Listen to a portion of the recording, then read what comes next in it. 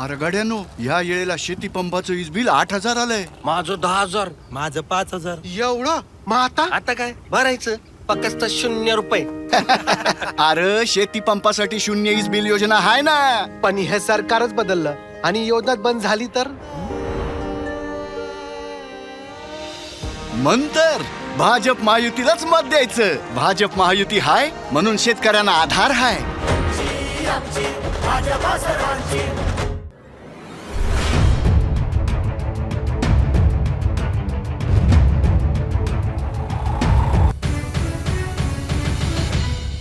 संपूर्ण महाराष्ट्राचं लक्ष लागून असलेल्या या कुडाळ मालवण विधानसभा निवडणुकीत आपण म्हटलात त्याप्रमाणे काटे की टक्कर असा काही प्रकार नाही आहे.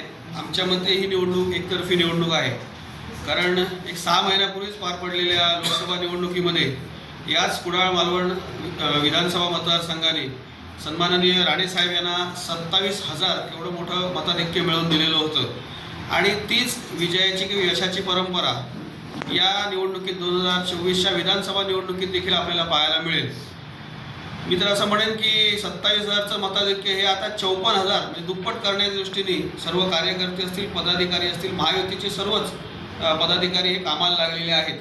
आम्ही प्रत्येक गावागावात ज्या ठिकाणी जातो, सन्माननीय निलेशजी राणे हे उमेदवार म्हणून ज्या ज्या गावामध्ये जातात त्या ठिकाणी प्रत्येक ठिकाणी लोकांचा जो प्रतिसाद मिळतोय तो प्रतिसाद पाहता खरोखर आम्ही भारावून गेलेलो आहोत.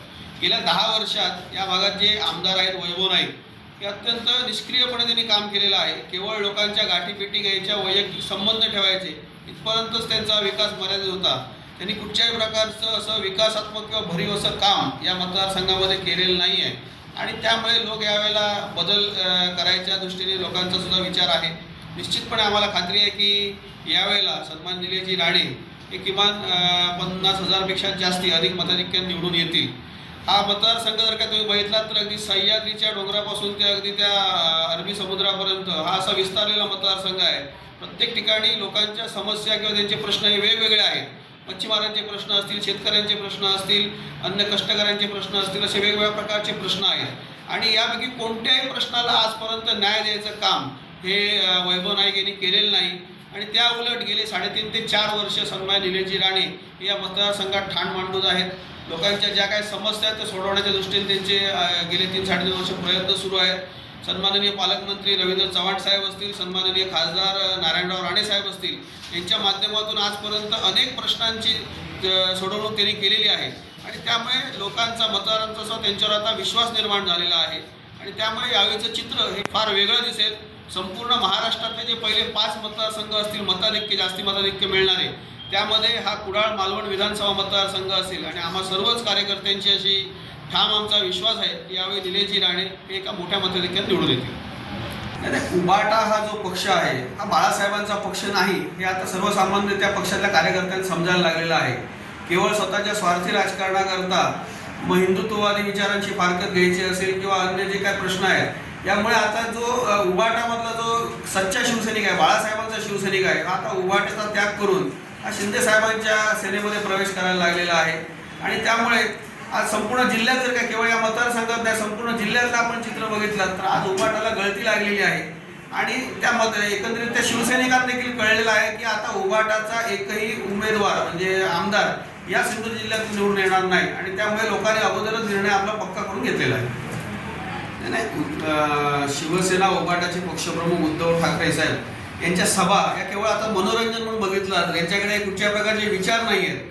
जशा बाळासाहेब ठाकरेंच्या सभा व्हायच्या किंवा सन्मान राणे साहेबांच्या सभा होतात त्यामधून काही विचार लोकांना दिले जातात. मात्र आता उबाटा पक्षप्रमुख उद्धव ठाकरे साहेब यांच्या सभा या केवळ दुसऱ्यांवरती टोमणे मारायचे किंवा टीकाटिप्पणी करायची एवढ्या पुरतच मर्यादित राहिलेल्या आहेत.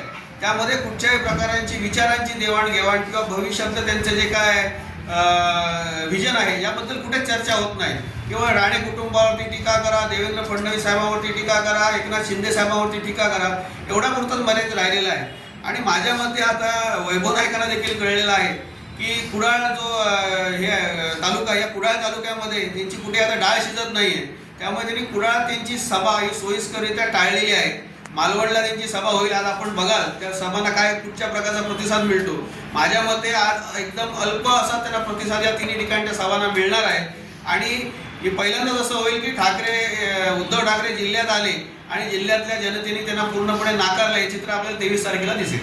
हे वैभव नाईक यांचा पराभव हा 2019ला अटळ होता, परंतु काही कारणांमुळे आपल्याला वेळ मिळाला नव्हता आणि संपूर्ण राज्यात तेव्हा युती होती, शिवसेना आणि भारतीय जनता पक्षाची युती होती आणि आम्ही युती धर्म पाळला. त्यामुळे आम्ही कुठच्याही प्रकारचा आमच्या पक्षाने एबी फॉर्म वेगळा मला स्वतंत्र उमेदवार असताना देखील दिला नाही. त्या उलट वैभव नाईक हे त्या ठिकाणी जी त्यांची पत्रकं छापलेली होती त्या पत्रकावरती अटल बिहारी वाजपेयी साहेब असतील, देवेंद्र फडणवीस साहेब असतील, या सर्वांचे फोटो लावून मतं मागत होते. भारतीय जनता पक्षाच्या उमेदवाराच्या विरोधात ते जेव्हा स्वतः निवडणूक रिंगणात उभे होते तेव्हा भारतीय जनता पक्षाच्या सर्व नेत्यांचे फोटो वापरून त्याची छबी वापरून ते मतं मागत होते. त्यावेळेस जर काय पक्षाने एबी फॉर्म दिला असता तर वैभव नाईक त्याच वेळेला पराभूत झाले असते.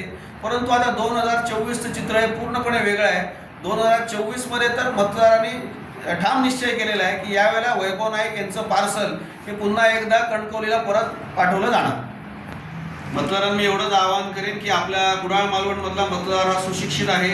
एकंदरीत या मतदारसंघामध्ये ज्या घडामोडी चालू आहेत त्याच्याबद्दल त्याला पूर्णपणे माहिती असते आणि गेले साधारण 3.5 ते 4 वर्ष सन्माननीय निलेशजी राणे साहेब या मतदारसंघात त्यांचा कामाचा धडाका लावलेला आहे. सन्माननीय पालकमंत्री रवींद्र चव्हाण साहेब असतील, सन्माननीय राणे साहेब असतील, या सर्वांची ताकद ही सन्माननीय निलेशजी राणे साहेब यांच्या पाठीशी आहे. आणि त्यामुळे मतदारांना एवढंच आवाहन करेन की यावेळेला जसं तुम्ही लोकसभा निवडणुकीत सन्माननीय राणे साहेब यांना एक फार मोठं मताधिक्य मिळवून दिलं तशाच प्रकारचं मताधिक्य त्याहून दुप्पट मताधिक्य यावेळी सन्माननीय निलेशजी राणे साहेब यांच्या पाठीशी आपण आपले आशीर्वाद देऊन त्यांना ते मताधिक्य मिळवून द्यावं. निश्चितपणे पुढील 5 वर्ष या कुडाळ मालवण विधानसभा मतदारसंघामध्ये हे वेगळ्या प्रकारचा विकास करायचं त्यांचं जे विजन आहे ते पूर्ण करण्याच्या दृष्टीने सन्माननीय निलेशजी राणे असतील किंवा त्यांचे आम्ही सर्व सहकारी हे निश्चितपणे प्रयत्न करू. कोणत्याही परिस्थितीत आपलं प्रत्येक मत हे महायुतीला आपण द्यावं असे या निमित्ताने मी आपल्याला आवाहन करतो. आमचे दिवसभरातले सर्व अपडेट्स, ताज्या घडामोडी आणि थेट लाईव्ह पाहण्यासाठी सबस्क्राईब करा, लाईक करा कोकणचं नंबर 1 महा चॅनल कोकण 7 लाईव्हचं YouTube चॅनल.